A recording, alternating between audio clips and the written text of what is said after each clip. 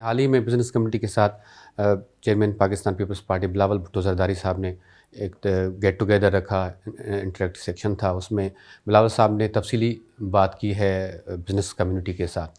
وہاں پہ انہوں نے ریزرویشنز بھی شو کی ہیں وفاقی حکومت کے حوالے سے، ان کے طرز حکمرانی کے حوالے سے بھی، اور بار بار وہ کہتے رہیں کہ حکومت ہمیں آن بورڈ نہیں لے رہی۔ مرکز میں آپ اس نون لیگ حکومت کے اتحادی ہیں، حکومت کا حصہ نہیں ہے لیکن ان کے سپورٹر ہیں، ان کو آپ نے ووٹ دیا ہے۔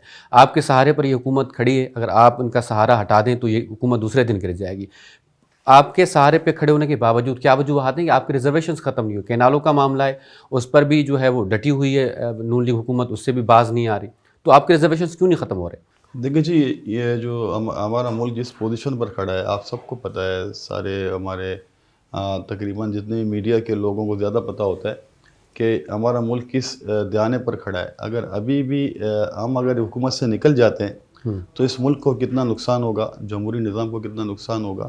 اور آپ دیکھ سکتے ہو کہ ہمارا ابھی ہم جب حکومت کے ساتھ ہیں تو ابھی کافی چیزیں بہتر ہو رہی ہیں۔ پاکستان دیوالیہ کی طرف جا رہا تھا، یہ چیئرمین بلاول بھٹو زرداری صاحب نے اس کو سنبھالنے کی بھرپور کوشش کی اور قربانی بھی دی، اور ہم لوگ نون لیگ کے ساتھ نہ جاتے ہوئے بھی حکومت میں شامل ہو گئے۔ اس لیے پہلے ہم نے آفر کی تحریک انصاف کو کہ جی آپ ہاں، کے ووٹ زیادہ ہیں، آپ آ جائیں، حکومت بنائیں۔ حکومت بنائیں، ہم آپ کا ساتھ دیں گے، لیکن انہوں نے منع کر دیا۔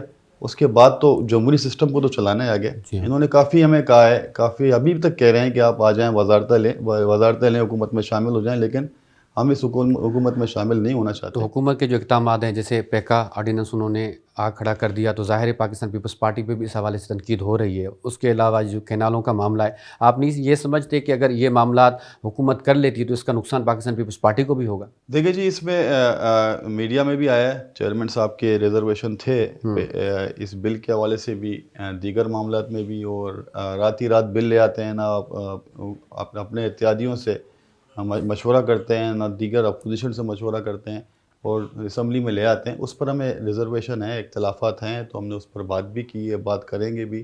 جو چیزیں جمہوری طریقے سے جو چیزیں ٹھیک چلیں گی، یہ گورنمنٹ ٹھیک کرے گی، ہم اس کو سپورٹ کریں گے۔ جو غیر جمہوری انداز ہے ان کو میڈیا میں بھی لائیں گے، ان کو بتائیں گے بھی، ان کو سمجھائیں گے بھی، آپ یہ چیزیں ٹھیک کرو۔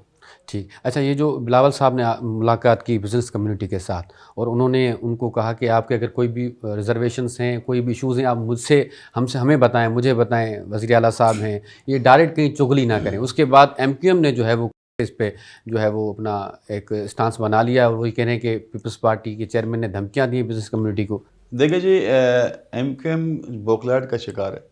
آپ سب نے دیکھا ہے کہ جس طرح اس الیکشن میں ایم کیو ایم کا حال تھا، جس طرح بلدیاتی الیکشن میں انہوں نے واک 17 آؤٹ کیا۔ سیٹیں پھر بھی لے گئی وہ سر، کراچی سے، 17 سیٹیں لی ہیں، دلوائی گئی ہیں۔ وہ سب آپ کو پتہ ہے سارا، اچھا، ساری دنیا کو پتہ ہے کہ کتنی سیٹیں جیتے ہیں۔ میرے جو مطابق، میں ایک چھوٹا سا سیاسی ورکر ہوں، پورے کراچی سے ایم کیو ایم ایک سیٹ نہیں جیتی، اچھا، 17 سیٹیں ان کو دی گئی ہیں، اور ہماری بھی ایک سیٹ تھی، 2-3 سیٹ ہم جیتے۔ مصطفیٰ کمال صاحب آپ کی ڈسٹرکٹ سے ہی جیتے ہیں؟ جی، میرے ساتھ وہ ایم این اے، ایم این اے۔ میرے ساتھ ایم این اے، میرے ساتھ 2 ایم این اے، ایک قادر پٹیل صاحب ہیں، ایک مصطفیٰ کمال صاحب ہیں۔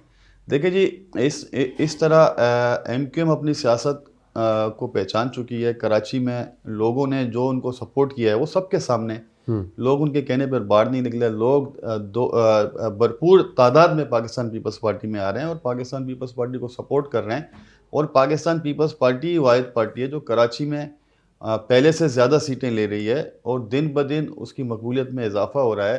تو ایم کیو ایم کے پاس ایک ہی شہر آدھا کراچی تھا، اس میں بھی وہ آپ کو پتہ ہے کہ جو دھاندلی کرتے تھے، جس طرح ٹپے مار کر وہ آتے تھے، اور ابھی جس طرح آئے ہیں، یہ سب آپ کے سامنے، اور سب کو پتہ ہے کہ ایم کیو ایم کی سیاست ختم ہو چکی ہے، اور ایم کیو ایم کا کام یہ ہے پاکستان پیپلز پارٹی کے خلاف تنقید کرنا، پاکستان پیپلز پارٹی کو بیک کرنے کے لیے کہ لوگ ہمارے پاس آئیں۔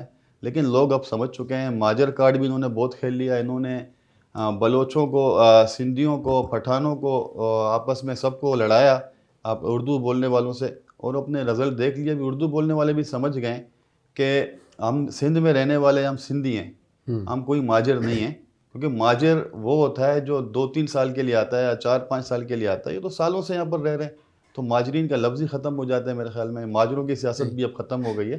ابھی سندھ میں رہنے والے جتنے بھی لوگ ہیں وہ سندھی ہیں، کیونکہ سندھ نے ان کو جگہ دی ہے۔